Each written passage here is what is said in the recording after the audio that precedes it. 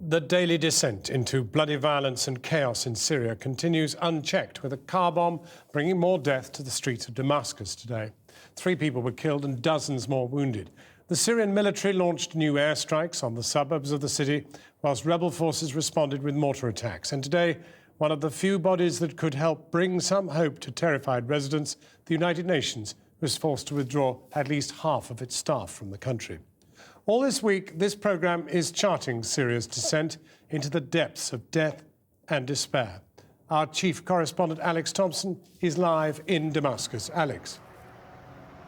Thanks, John. Yes, indeed, a warm welcome to the Syrian capital, Damascus, where there could be something of some military significance beginning to unfold here. I'll come on to that in a moment, but first, a roundup of some of the main events that's been happening across the country today. I want to go up north from the capital. Let's go 100 miles or so up the road to Aleppo, and or on the road to Aleppo to Homs.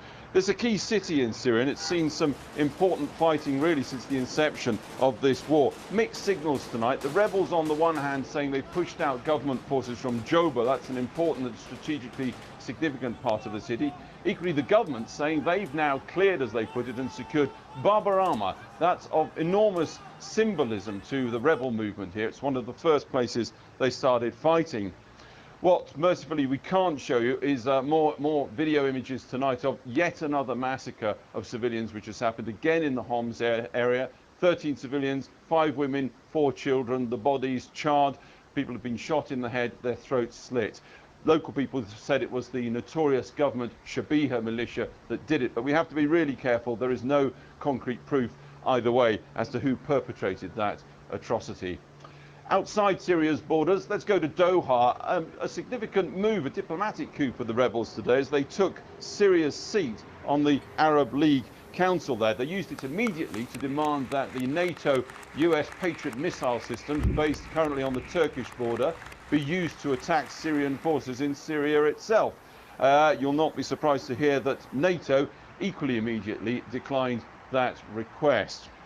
So in the capital itself, another violent day, but there is a pattern to the violence here which is slightly different and maybe of some military significance in this unfolding war. A war, as you mentioned, which has seen the beginnings of a pullout of half the UN's foreign staff today because their safety cannot be maintained any longer in the capital. It's new in its regularity. The rebel war visited upon Damascus city centre every day now. They've hit a church, a park, a hotel, a TV station, a university, private flats and a news agency, all in recent days. At least 4 killed, more than 20 injured, when several mortars believed fired by the rebels hit the Sun, a news agency, and the university law faculty next door. This then the 3rd day in succession that the rebels have shown their capacity to fire mortars into the city centre here in Damascus, apparently at will. Syrian soldiers and militia left digging out the mortar fins. See what the Al-Qaeda terrorists do to us, they say. Already this week, this in part is what has driven the United Nations out of town. From today, half their foreign staff being evacuated because of safety concerns. We're leaving town with the UN's World Food Programme to check on a food distribution centre. These should be monthly handouts of food at this distribution centre outside Damascus. But because the UN often can't safely transport the food, it's once every 3 months for too many families. Last month we had a warehouse which was shelled directly. So we had mortars coming through the roof of the warehouse, and we still have around 1,000 tons of food that we can't rescue, which is enough food for about 40,000 families. Sorry, 40,000 people. Even this distribution centre's come under attack. We were due now to go and film some of the displaced people in this town, but in fact the UN mission's been aborted because there's shelling in the area and they've got to leave. Minutes later, the UN mission's ended, pinned down again by fighting. We were planning to go back to Damascus, and we can't visit the collective centre where a lot of people are living that we were hoping to visit because there's snipers in the area and someone's just been shot. The figures are frightening. According to the Red Crescent, 4 million displaced people inside Syria now. And the World Food Programme is 65% underfunded.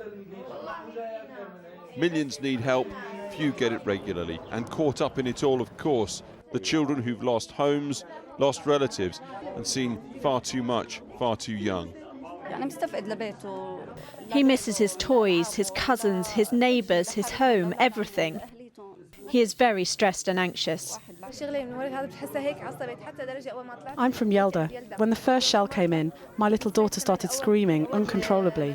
She opened the door and ran into the street, yelling hysterically. Eventually I took her to the doctor. He just said it's psychological, it will pass. In scores of shelters across the city, you will find thousands of displaced children. Many are run by the government, and they want you to know it. Staff in government flag anoraks offer counselling, psychological help, or just plain personal hygiene advice. So hands up who washes their hands after the loo. We try to work with children forced from their homes. We bring them here to help them get over what they've been through, to try and protect their childhood with activities. They tell us it's all about protecting childhood, getting these little ones to forget. Then they encourage the same children to chant, "We love Bashar al-Assad, heart and soul, we love Syria. We'll fight for Syria to the last drop of blood." This may not be the best way to get these young people to forget the bloody political horror into which their childhood has descended. Well, more insights, stories and information coming up in the following days here on Channel 4 News. Insights which I can guarantee you won't have seen anything the like of it in Britain in all the 2 years that this war's been going on. But for now, from Damascus, that's it. Back to you in London.